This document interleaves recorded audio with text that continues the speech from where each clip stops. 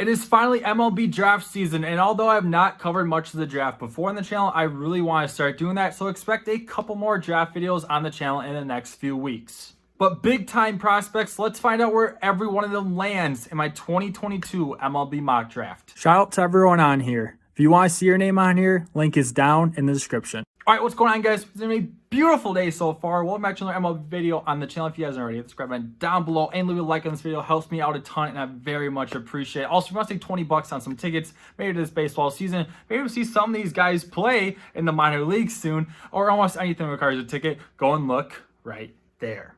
All right, let's do it. The 2022 MLB mock draft, the first 30 picks in this draft. With the number 1 pick, Baltimore Orioles select Druw Jones, outfielder, high schooler out of Georgia. The number 1 pick might not be as obvious as it has been in other years, but the best talent and highest ceiling is Druw Jones. Son of former 5-time All-Star Druw Jones, has all 5 tools and will be one of the better defenders out in center field, from tracking balls down and gunning runners on the base pads. He'll have plenty of time to develop and fit right in with the other number 1 pick, Adley Rutschman. With the number 2 pick, the Arizona Diamondbacks will take Elijah Green, outfielder out of high school in Florida. Another elite defensive center fielder who has blazing speed and a cannon of an arm. That will be very nice in as big of an outfield as Chase Field. If Jones were to fall here, then he's Arizona's guy. With the 3rd pick, the Texas Rangers select Jackson Holliday, shortstop, high schooler out of Oklahoma. The son of 7-time All-Star Matt Holliday won't be the best defensive shortstop, but as long as he's still solid with the way he can make consistent contact, the Rangers have nothing to worry about. Number 4 pick, the Pirates select Brooks Lee, shortstop out of Cal Poly. If the Pirates are focused on college hitters like the rumors have said, then why wouldn't they take the best available college bat? A switch-hitting shortstop who very rarely strikes out and has an arm to be moved to third base sometime during his career.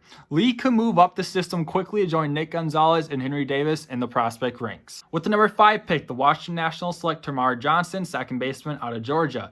Many outlets have said Johnson is the best pure hitter in this draft, with MLB.com even saying he could be the best pure prep hitter in decades, which of course makes it possible he could be long gone by this pick. If the Nationals are able to steal Johnson at 5, then they might have one of the best deals in baseball with Juan Soto. That is, if they don't trade him by the time Johnson actually reaches the league. Number 6 pick, the Marlins select Jace Jung, second baseman out of Texas Tech. His defense or speed isn't the strongest part of his game, but his bat is too elite to pass up on if you're the Marlins. He has the ability to drive the ball to all parts of the field, big power, which would be very useful at Marlins Park, and drew more walks and strikeouts in all 3 of his seasons at Texas Tech. With the number 7 pick, the Chicago Cubs select Kevin Parada, catcher out of Georgia Tech. The Cubs could be looking to trade their franchise catcher, Willson Contreras, in the next month or so, and their new one could be selected right here. His defense could use some work, but he could be one of the best hitting catchers in the league by the time he gets up here. The number 8 pick, the Minnesota Twins select Jacob Berry, third baseman / outfielder out of LSU. Berry has been mentioned as a candidate to go number 1 overall, but some mock drafts have him out of the top 10 completely, so this will be an interesting name to watch. He's listed as a third baseman, but with an average arm, he'll probably be moved to first base or left field. With above average power from both sides of the plate, this could be a steal for Minnesota.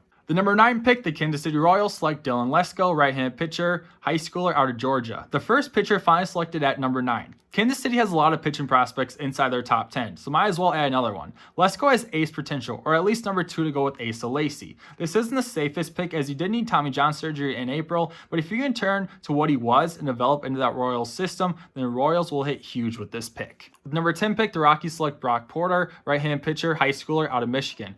Colorado is usually where pitchers go to die. Porter will have plenty of time to develop as he's coming out of high school. With a fastball that can reach 100 but usually gets over at 97, the Rockies would have to feel good about this pick. Number 11, the New York Mets, Justin Crawford, outfielder, high schooler out of Nevada. Another son coming from a former MLB All-Star, this time being Carla Crawford. He doesn't have a ton of pop, but a player who could be a very good defensive center fielder and can steal plenty of bases too. Big market player for a big market team. With the 12th pick, the Detroit Tigers select Gavin Cross, outfielder, Virginia Tech. Even with players like Riley Green and Spencer Torkelson debuting this year, the Tigers are going to want another big-time bat to climb up the minor league system very quickly. Thankfully for him, he did reduce his strikeout rate and get a lot more walks this past season. He won't have the highest ceiling in this draft, but he should still be a good one. With pick 13, the Angels select Blade Tidwell, right-handed pitcher out of Tennessee. Shocker, the team that always needs pitching will draft a pitcher again this year. Blade is a cool name, so if he's not good off that alone, then maybe a 99 miles per hour fastball with multiple secondary pitches will do the trick instead.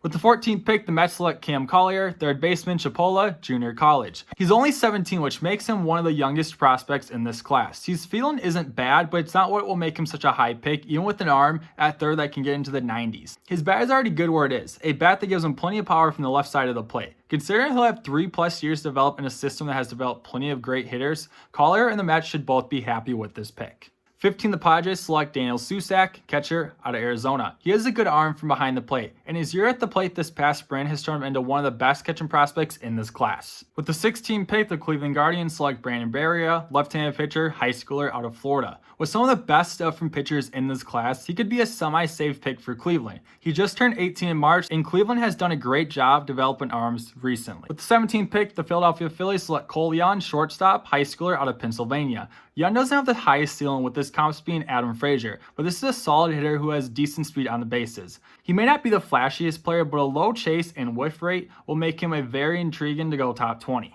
With the 18th pick, the Cincinnati Reds select Gabriel Hughes, right-handed pitcher out of Gonzaga, or Gonzaga, however you want to pronounce it. His fastball reaches 97 with ease, and we already know the Reds like their young flamethrowers after selecting Hunter Green 2nd overall in 2017. And scouts have hoped Hughes can eventually reach 100 without much stress. With the 19th pick, the Oakland Athletics select Chase DeLauter, outfielder out of James Madison. DeLauter is having an unreal season for the Dukes with an OPS above 1,400 and a 576 OBP. But unfortunately, he broke his foot after 24 games. The A's have been looking for their next franchise player after their fire sale this offseason, and Chase DeLauter might be him. With the 20th pick, the Atlanta Braves select Jackson Ferris, left-handed pitcher, high schooler out of Florida.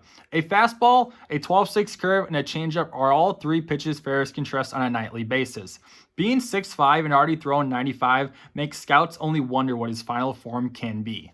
With the 21st pick, the Mariners select Dylan Beavers, outfielder out of California. You'll see some swings and misses from him, and his hit grade is only a 45, but some above-average power and good defense makes teams still really like his potential to develop into a 5-tool player. With the 22nd pick, the St. Louis Cardinals select Zach Neto, shortstop, out of Campbell. Neto has risen up draft boards and has even been mocked inside the top 10. There is a reason he's moved up so much. He had a .769 slugging this year at Campbell. He also has a great arm, but his range may be better suited for second base. He'll probably get drafted before 22, but if he isn't, this is a steal. With the 23rd pick, the Blue Jays select Sterlin Thompson, outfielder out of Florida. This could be a reach for me as he does need a little work at the plate, but Toronto has done such a great job at developing hitters and I really like his potential. With the 24th pick, the Boston Red Sox select Jordan Beck, outfielder out of Tennessee.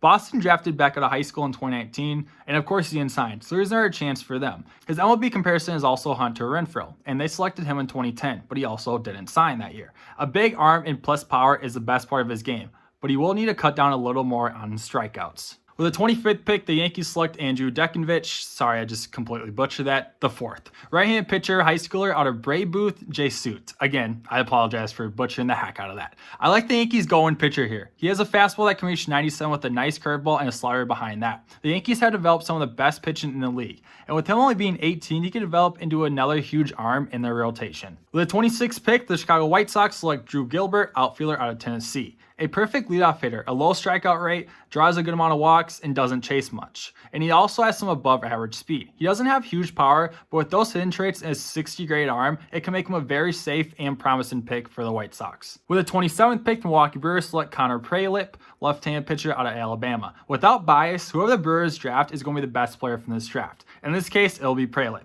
I'm not going to lie, one of the reasons I want Milwaukee to take him is because he did win the Wisconsin High School Player of the Year in 2019. For real though, he has an elite slider, one that grades out at 70 and is nearly impossible for left-handed hitters to hit. He could have been close to #1 overall pick if it wasn't for Tommy John surgery last May. The Brewers do love their young lefty starters. Eric Lauer, Ethan Small, Aaron Ashby, and Antonio Kelly show that.